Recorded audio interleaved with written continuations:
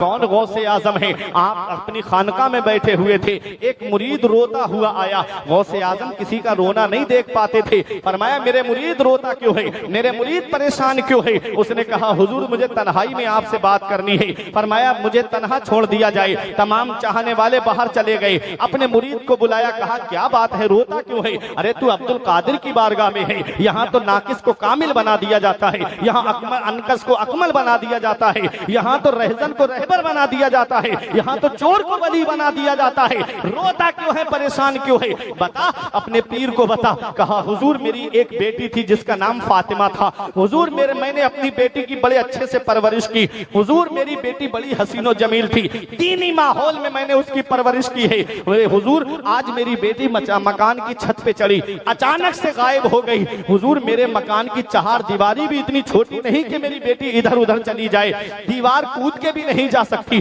حضور میں نے اپنا شک مٹانے کے لیے پاس پڑوس کے لوگوں سے جا کر کے بھی معلوم کر لیا، لیکن میری بیٹی مجھے کہیں نہیں ملی۔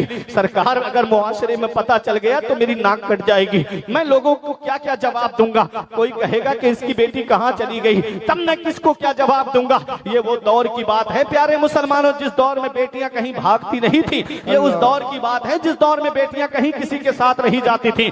بڑا پاکیزہ دور تھا غوث اعظم کا، بڑا پاکیزہ دور تھا، اس دور میں کوئی بدنگاہی بھی نہیں کرتا تھا، اس دور میں غوث اعظم کے مرید کی آنکھوں میں آنسو ہے، حضور میری بدنامی ہو جائے گی، آپ میرے پیر و مرشد ہے، اللہ اکبر۔ اس دور میں وزیر اس دور میں خلیفہ بھی ہے اور بھی بہت سارے محکمے ہیں، لیکن غوث اعظم کا مرید نہ تو خلیفہ کے پاس میں گیا، نہ کسی محکمے میں اپنی رپورٹ لکھانے کے لیے گیا۔ ہم نے کہا وہ آپ وزیر کے پاس کیوں نہیں جاتے، آپ خلیفہ کے پاس کیوں نہیں جاتے؟ تو جواب ملتا ہے جہاں خلیفہ نہیں سنتا ہے، جہاں وزیر نہیں سنتا ہے، جہاں بادشاہ نہیں سنتا ہے، وہاں بغداد کے غوث اعظم سنتے ہیں، اس کی بغداد کے شہنشاہ سنتے ہیں۔ یہ تیرا کرم ہے یا غوث جو بنا لیا ہے اپنا، کہاں مجھ سے یہ کمینہ، کہاں سلسلہ تمہارا، وہی یہ ادائے دستگیری کوئی میرے دل سے پوچھے، یہ ادائے دستگیری کوئی میرے دل سے پوچھے، وہی آ گئے مدد کو میں نے جب جہاں پکارا،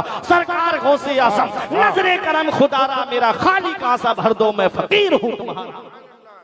وہ ہے سرکار غوث اعظم، فرماتے ہیں پریشان مت ہو، آنکھوں سے آنسو پوچھ لے،